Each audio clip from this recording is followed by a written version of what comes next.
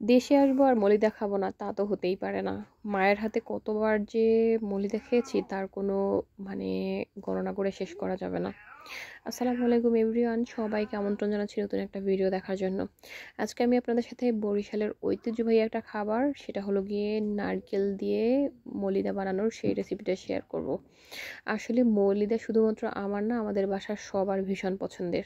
আর শুধুমাত্র আমাদের বাসার না, আমার মনে হয় বরিশালের সবারই আমার মনে হয় মৌলিদাটা অনেক বেশি পছন্দের।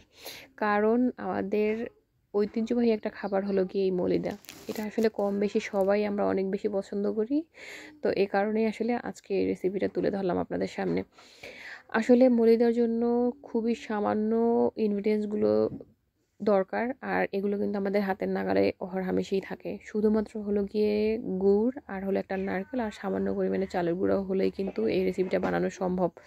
শুধুমাত্র হাতে গোনা 2-3টা এই ইনগ্রিডিয়েন্টস হলেই কিন্তু এই রেসিপিটা একদম হলো গিয়ে রেডি করা সম্ভব। আর এটা খেতে কিন্তু অসম্ভব ভালো লাগে, যা কি আর বলবো। আসলে ছোটোবেলা থেকেই হলো গিয়ে প্রত্যেকটা ঈদে সকালে ঘুম থেকে উঠেই হলো গিয়ে মায়ের হাতে বানানো এই মলিদাটা কিন্তু সব সময় আসলে প্রবাসে বসে অনেক অনেক বেশি মিস করতাম। আর এখন দেশে আসার পরে সত্যি সত্যি হলো গিয়ে অনেকবার খেয়েছি, আজকেও হলো গিয়ে তার ব্যতিক্রম হয় নাই। আর ঈদের দিন সকালবেলা তো খেয়েছি মায়ের হাতে, আসলে সব সময়ের মতো। তো অনেক অনেক বেশি ভালো লেগেছিল, আলহামদুলিল্লাহ। তো এই কারণে হলো গিয়ে আমরা আজকে মাকে হলো গিয়ে নারকেল ছিলে দিয়েছিলাম। আর আজকে নারকেল ছিলাটা হলো গিয়ে বড় আপার দায়িত্বে পড়েছিল, তো আর আমি ভিডিও মেক করতেছিলাম। বড় আপা খুব সুন্দরভাবে দুটো নারকেল এখানে একদম ছিলে নিয়েছে, আর হলো গিয়ে এখন সেগুলোকে ফাটিয়ে নিচ্ছে। আসলে আমার মনে হয় নারকেল হলো গিয়ে আল্লাহর নেয়ামতের মধ্যে হলো গিয়ে আমার মনে হয় সব থেকে ভালো লাগার একটা নেয়ামত আমার কাছে মনে হয়, কারণ নারকেলের পানিটা আমার কাছে ভীষণ ভালো লাগে। আর নারকেল তো কোনো কথাই নাই, যে কোনো হলো গিয়ে পিঠা পায়েসের মধ্যে আসলে আমি কিন্তু আমি সবসময় হলো গিয়ে নারকেল বেশি পছন্দ করি। অবশ্য অনেকে বলে গ্যাস্ট্রিকের এই সেই সমস্যা, এই কারণে অনেকেই নারকেলটাকে আসলে অ্যাভয়েড করেন, কিন্তু আমার কাছে সেটা মনে হয় না। আমার কাছে মনে হয় নারকেল ছাড়া মনে হয় কোনো পিঠাই জমে না। তো যাই হোক, আমাদের কিন্তু এক এক করে নারকেলগুলো একদমই ভাঙা শেষ। আর এখন হলো গিয়ে এগুলো কোড়ানোর পালা।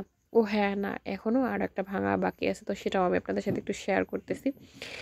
আসলে নারকেল ভাঙাটা আর হলো গিয়ে নারকেল ছেলাটা আমার মনে হয় একটা আর্ট। এটা আসলে সবাই পারে না, বিশেষ করে আমিই পারি না, যা কি আর বলবো। অনেকে এটা আসলে খুবই ইজিলি করতে পারে। তো যাই হোক, আমাদের কিন্তু অলরেডি নারকেল ভাঙা শেষ, এখন হলো গিয়ে কোড়ানোর পালা। আর এটা কিন্তু একদমই খুবই সিম্পলভাবে এই রেসিপিটা বানানো যায়, যে কেউ চাইলেই বানাতে পারবে। নারকেল কোড়ানো শেষ, আর এরপর হলো গিয়ে আমরা এটাকে খুব সুন্দরভাবে বানিয়ে নেব। আসলে এটা মা বানিয়েছে খুব সুন্দরভাবে।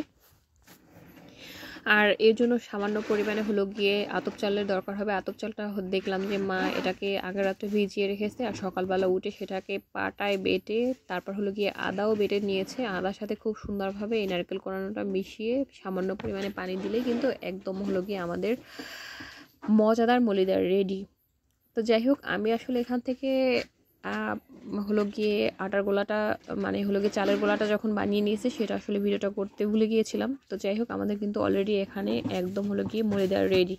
দেখেন কতটা পারফেক্ট আর কতটা ইয়ামি হয়েছে। তো কার কার এটা পছন্দ সেটা কিন্তু অবশ্যই কমেন্ট সেকশনে জানাতে ভুলবেন না।